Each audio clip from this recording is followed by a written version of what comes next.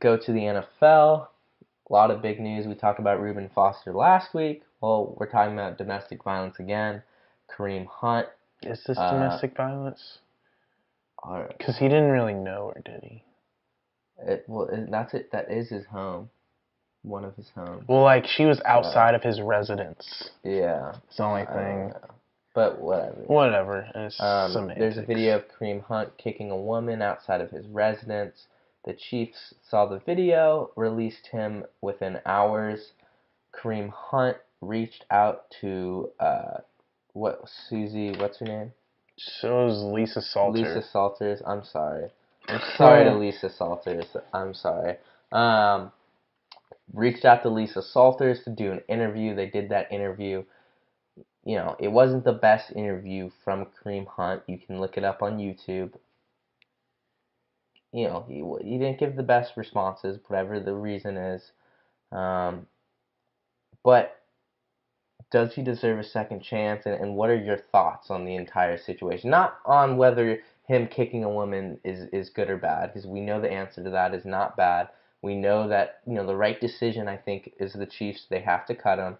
But does he deserve a second chance? And what do you think about his interview with Lisa Salters? I mean, watching it, you say that he didn't answer well.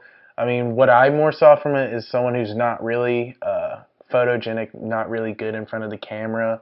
Um, and I definitely feel like he's genuine in how he felt. Um, and I think personally, I believe Kareem Hunt definitely deserves a second chance in the NFL. Will he get that second chance? I really don't know because I mean the NFL has just been hammered time after time after time by PR nightmares with Ray Rice, with Reuben Foster, with the Cowboys guy. What was his name? He was Greg Hardy, Greg Hardy, all Randy those guys. Gregory. Yeah, Randy Gregory. And I mean, they have to they're gonna have to put their foot down. And sadly, I'm worried Kareem Hunt is gonna be the one they're gonna put their foot down. The video does not look good. Yes, Kareem Hunt, what he did was wrong. However, is are his actions comparable to Ray Rice? We see him knock the girl over, but it was because he shoved the guy that was in front of the girl. I mean, and yeah, he gave her a kick at the end of it. It was definitely bad. What he did was wrong, but I feel like this is definitely someone that wants to make penance, I guess, and someone that definitely wants to change. That's definitely what I felt. And Lisa Salter said to the Washington Post about how he definitely appeared more emotional off camera. And I mean, this guy, we have to think about this in terms of what these players are losing. I mean, a lot of people will be like, "Oh, he's just missing out on some money." These are people's entire livelihoods. The amount of hours, the amount of dedication that people put into this definitely uh, shows that this is their livelihood. They have nothing else. Is that to say that they should be exempt from these actions? Hell no. I mean, they should be punished. However, when someone like Kareem Hunt, who, yes, his actions were not okay, but, I mean, I feel like he's definitely trying to make amends.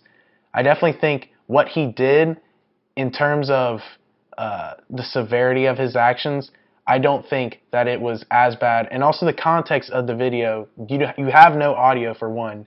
And certain reports are saying that she was being a nuisance outside of his house and that he said something to her that triggered him. And I mean, still does not condone his actions. However, there has to be some sort of compassion and discretion handled for how Kareem Hunt's career is to go moving forward. Yeah, I mean, I think when I first watched the video, I was like, oh man, this guy's not getting a second chance. He looks horrible on camera. Whoever his PR people need to immediately be fired because it looked like he just, didn't give any thought to any of his answers. He didn't really give much detail on the situation. There was a little bit of not a lie, because I don't know for sure, but he was asked, when did he know of the video? And he said when it came out to everyone else, but then he said, what did he get in trouble with the Chiefs? And he said, I didn't tell them about the video. So that sort of makes it seem like he knew what the video is. Maybe he just misspoke. And that could very well be the case because after I read, and David referenced it, the Washington Post article where they interviewed Lisa Salters after the interview, and I would recommend if you saw the interview to read this article as well because it really changed my whole perspective on the matter when around Kareem Hunt. I think he was just really nervous. I think this is a tough situation for him. Obviously, he dug his own hole. This is what he has to deal with. He screwed up that night, and his actions. If he doesn't get a chance ever again, which I think he will.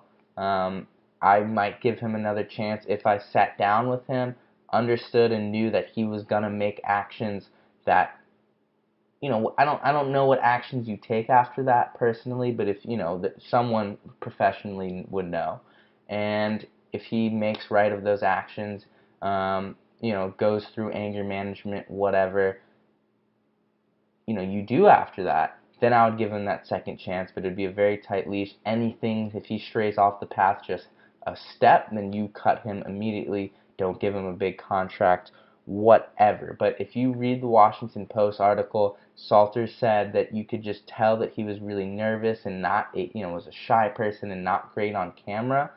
So I can't sit there and say that interview is what's going to reflect Kareem Hunt. Because remember, these guys, their job is to play football. Their job isn't to speak articulately on camera, and that's something that Kareem Hunt did not do very well, and it looked pretty bad. And I'm not sure why the PR team rushed him out there so quickly without him being prepared. I would imagine if it just came off too prepared, that would also be bad.